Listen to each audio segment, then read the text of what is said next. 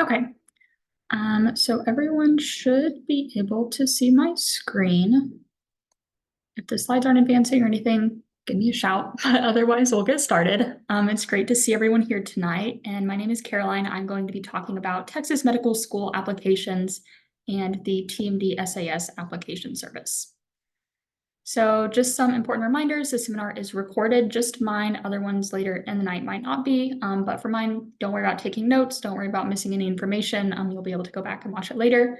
And then I will be talking about the Texas Medical School applications during the presentation, but at the end, stick around and I will be talking a little bit about the services I offer through Accepted Together. And as always, please feel free to reach out to me on Accepted Together if you have any questions, follow up, or want to work with me. So yeah, my name is Caroline. I am a first-year medical student at McGovern Medical School in Houston. Before starting medical school, my background was in neuroscience and community health. And I just came out of my application cycle. I applied to both Texas medical schools and out-of-state medical schools through AMCAS. I interviewed and was accepted to McGovern, Southwestern, Long in San Antonio, UTB in Galveston, Texas Tech El Paso, as well as the Ohio State Primary Care Track Program and the Geisinger Abigail Scholars Program. Through all these acceptances, received over $700,000 in merit scholarships. So I'm very well versed in the application systems, both Texas and out of state, scholarship applications, anything you can think of. So I'm happy to share that information today with you all. So to start about Texas Medical School applications, you may be wondering what TMD SAS is, and that is the application service that Texas uses to apply to its in-state medical schools. So this includes all of the MD schools in Texas, as well as two of the DO schools we have here. And the great thing about TMD SAS is it's a flat rate application fee. I believe this year it's $220, and this lets you apply to all of the medical schools. This is different from some of the other application services that charge you per school. This is just one flat rate for all of them. And then it is really similar to the other applications on AMCAS and AACOMAS, which is the DO application service. The only difference is that some of the essays are going to be a little bit shorter. So for example, you have a 5,000 character personal statement and 500 character work and activity sections. The good thing about this is there's an unlimited number of these compared to a limited number in the other applications. You have a 2,500 character personal characteristics essay, which you may sometimes hear called like a diversity essay. And then a 2,500 character optional essay about unique circumstances. But we know that optional never really means optional in circumstances like these. And then other application components are generally going to be the same as what you would see with AMCAS. So these include letters of recommendation. Generally, schools would ask for 3 of these, 2 of which would be from science professors. But I highly recommend that everyone check out the medical school application requirements or MSAR website from AMCAS or school websites to look at school-specific requirements for letters of recommendation because they can sometimes vary. And then I would strongly recommend you look into whether your school offers an HPAC or a committee letter. This is essentially a special type of letter recommendation that some schools offer that essentially compiles all of the letters of recommendation from your other recommenders and sometimes adds an additional evaluation from the school that you submit with your application. MCAS score is obviously going to be required for your application. If you are planning on applying this year, I would aim to take it no later than June. This just gives enough time for your application to be complete with your scored MCAT before it's really too late in the application cycle. And the GPA and transcripts, of course, are going to be required as well. If you've had high school dual enrollment courses, these will be included in your medical school application transcripts. So be sure and check out the TMD SAS website because there is some variability in terms of how you took the dual credit and how it might show up on the transcripts and what different transcripts you might need to submit. And then do be aware that TMD SAS uses a different GPA calculator than some of the other ones where it does not include pluses or minuses. So for example, an A- would be calculated as a 4.0, B+ would be calculated as a 3.0. This generally doesn't make a ton of difference in your GPA, but just be aware that it can look a little bit different than maybe what you were expecting. So you may be wondering whether you should apply to Texas medical schools. And one of the great things about Texas is our medical education is very cheap because it is subsidized by the government. So we have some of the cheapest tuition in the country, which is awesome. But one of the downsides of being subsidized by the state is that medical schools here are legally mandated to have 90+% of their medical school classes be Texas residents. So that does make applying as an out-of-state student a little bit more challenging, but definitely not something that, you really shouldn't consider Texas because of. So if you're a Texas resident, by and large, yes, you should always apply to all of the medical schools on TMD SAS. Barring, specific circumstances that maybe you really don't want to go to one school or whatever, I strongly recommend that you apply to all of the schools on the application service and also consider applying to some out-of-state schools. I'll talk about that a little bit at the end. And then if you're an out-of-state applicant looking to apply in Texas, it really depends on whether or not this is going to be something that's super fruitful for you. So ties to Texas definitely matter. If maybe your parents live here or you grew up here but moved away in a way that might affect your residency, that is something that schools do take into consideration. As well as if you're interested in working with any specific populations that are in Texas. A lot of the medical schools work with border populations or immigrant health, something that's fairly unique to Texas. So if that's something you're really interested in, that's great, and definitely increases your odds as well. And then if you ever work with me, you will hear me say that you are not your stats. You're not your GPA, you're not your MCAT, you are so much more than those things. But one of the unfortunate parts about applying as an out-of-state applicant in Texas is that for out-of-state students, schools do tend to have higher standards for GPA or MCAT scores, which just is kind of an unfortunate reality, but something to definitely keep in mind and consider when you are thinking about potentially applying. So just to highlight that, this is the fresh off the press data from Match Week last week for accepted students in the TMD SAS application service. So on the top are going to be your in-state applicants. On the bottom are your out-of-state people who were accepted. So you can see that the difference in MCAT and GPA is quite a bit higher in out-of-state applicants. So again, you are so much more than all of your stats, but if you're thinking about applying, this is something to consider. This is a quite much higher average than most other medical schools. So yeah, just something to consider. And then one of the interesting and confusing parts about Texas medical schools is the match process that we have. So if you are not a Texas resident, don't worry about this. You will receive interviews, acceptances, rejections on a rolling basis, just like you would for any other medical school. But for all my Texas residents here, you guys would participate in the match via TMD SAS.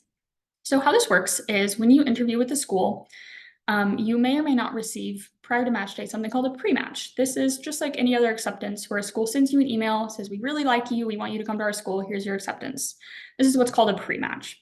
So the rates of pre-matching vary by school. Some send out a lot of pre-matches, some send out basically no pre-matches, and only about 1 in 7 students who apply through TMDS actually receive a pre-match. So not receiving a pre-match does not mean that you don't have any chance on match day. It does not mean that you have no chance of getting the school you really want. It's just something that Texas does. It's a little funky. And so if you do or do not receive a pre-match in February, you will rank all of the schools that you interview at in order of preference. So from the one you really want to the one that you least want, all of the schools that you interview at, you'll rank them all. And then if you've heard of the residency match program, it's a lot like this for the Texas match, where they have a match algorithm that matches you to the highest school on your list that also accepted you. So you will generally not receive an acceptance to any school below where you matched. It'll just be off of your list if there's any school below the highest one that you rank that you match at. And then anyone above where you matched, say you match number 3, number 2, and number 1, you would generally be waitlisted at those schools. Some schools do send out rejections after match day, but generally most schools will just place you on a wait list. And then waitlist offers can be received until May 1st for Texas residents holding another TMD SAS seat, and until school starts for those without a TMD SAS offer. So if you go to match day and don't get a match, you would have until school starts to potentially receive a waitlist offer. Just because this is a little confusing, I thought I would go through a quick example. So say you interviewed at 6 schools and you pre-matched at your number 5. So say in December, you found out you pre-matched, and in February, you're making this match list. That means that number 6 is you're not going to go there, you're not going to get an acceptance there because it's below your highest match. Now say match day comes and you match at your number 3. That means that number 4 and number 5, You're off their list, you're not on a wait list, you're not accepted, nothing happens, you are matched to number 3. Now, maybe you get a waitlist offer from your number 2 school, then you would have generally about 3 days to decide if you want to accept the waitlist offer and go to your number 2 school and then lose your seat at number 3, or reject your waitlist offer for number 2, stay at your number 3 school, and keep your waitlist at number 1. So it's a little bit different from other applications like on AMCAS, where you can hold multiple seats all the way kind of through the end of May. Really, after match day, you're only holding one offer unless you are kind of entertaining other waitlists as they come in. So TMD SAS, to be successful within this application, is a lot of the same stuff that you see when it comes to kind of creating a strong application for any application service. The biggest one in Texas that's different from others is the application timeline. So TMD SAS applications open earlier than other application services do. They open on May 1st and they transmit to schools on May 15th, which is about 2 weeks earlier than other services like AMCAS. And so just be aware that since medical school applications are on a rolling basis, which means that they will give out interviews and admissions as applications come in, you really want to be cognizant of getting your applications in as early as possible. So by no means do you need to submit like the day it opens, but I generally recommend applicants to submit their primary application no later than July 1st, just in order to maximize their odds that there will be plenty of interview seats open by the time that the school sees your application. So this doesn't mean that on the first day, you need to submit whatever you have, because getting it in early is important. If you need to take more time to make your application clean and polished and make it really, put your best foot forward, by all means, that is much more important. But just do be cognizant that Texas applications do tend to run a little bit quicker than out-of-state application services. Another tip that I would have is to tailor your secondary applications to each school that you're applying to. So in Texas, just like elsewhere, each school has something different that they're looking for in their applicants, and something that if you fit that mission, it generally increases your odds of interviewing and getting accepted. So just a few examples that I have here. UT Tyler, for example, has a really strong emphasis in serving East Texas. Southwestern loves strong academics and research background. McGovern tends to like well-rounded or unique applications, and Dell loves non-traditional students. So these are things that you can learn just from researching the school, looking at their mission and their website. And it's really good to make sure that when you submit the secondary application, which is the application that comes after your primary and is specific to the school that you're applying to, you really show the school how you fit what they're looking for and highlight the parts of your application that you think really show that you fit their mission. And then for Texas residents, I would consider limited out-of-state applications, so applying through either AMCAS or the DO application service. And this is just because I recommend that applicants apply to between 20 and 25 medical schools, just because it's great to maximize your odds by applying to a broader range of schools. However, it can be a little bit challenging and costly to apply to out-of-state schools as well. So I would recommend trying to find about 10 schools who have a strong track record of accepting out-of-state students, and ones that may be a really good mission fit for you. So if you're interested in community health, for example, schools that have a really strong slant towards community health in their mission. So those are ways that you can help maximize your odds in applying to out-of-state schools, in addition to the ones in Texas, because we are so lucky to have so many wonderful in-state schools here.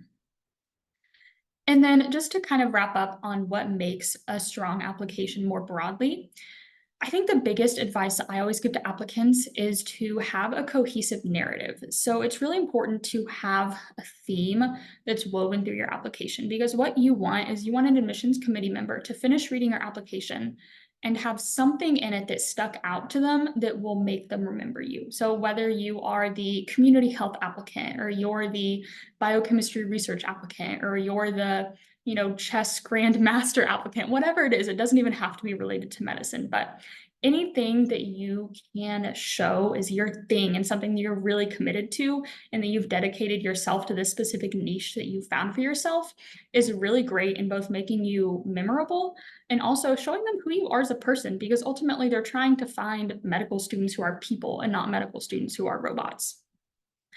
A cohesive narrative, or sorry, a commitment to medicine is also really important. So I would not recommend anybody applying to med school without some type of clinical experience, whether this is paid, volunteering, scribing, MA, anything like that. Some type of clinical experience to demonstrate your commitment to medicine is extremely important.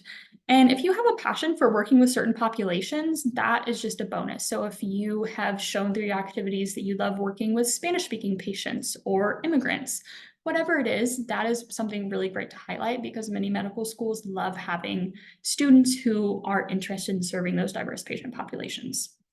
A polished and interesting application is of course important, and this is probably the easiest one to achieve on this list, making sure you use good grammar, don't have typos, don't have weird formatting issues. And then something that I'm sure y'all will hear about later is kind of using anecdotes to aid in storytelling. I know we have a couple seminars this evening about personal statements and activity sections. And this is something that a lot of people recommend, is using storytelling to, rather than kind of recite your resume and your personal statement, really let the reader know about you and use these interesting anecdotes to show them what you're trying to tell and show them the different characteristics that you're trying to convey about yourself. So it's just something that helps make the application interesting, since these admissions committees members are reading hundreds of applications at a time. Helps you be more memorable. Well-rounded extracurriculars with longitudinal time commitments is something that's really hard to achieve, but something that I think is really important if you have the ability to kind of accomplish that at this point in your application cycle. So I generally classify these into 5 domains. It'd be shadowing, volunteering, research, employment, and leadership. If you have all 5 of these, that is amazing. But my general recommendation is to aim for about 150 or more hours in at least 3 of these areas, plus about 40 of shadowing. So if you have a lot of volunteering, research, and leadership, but you don't have employment, that's generally okay. You don't need to check all the boxes, but the best way to demonstrate to admissions committee members that you're, a well-rounded, dedicated person is to just have things that you engage in for a really long time. If you find something you're passionate about, keep working in it. Because not only is it great for you as a human being to be able to do the things you're passionate about, but it's great for admissions committee members to know that when you find something that you really love, you stick to it and you're dedicated to it. And then last, just be knowledgeable about the application cycle. And this is something that I can definitely help with. But knowing how to maximize your odds with using update letters strategically, letters of intent, being knowledgeable about where to apply to schools, where it might be high yield for you to apply, what schools might be a little bit out of reach. This is really important just to make sure that statistically, you're leveraging your odds the best you can and using all the resources that you have available to you.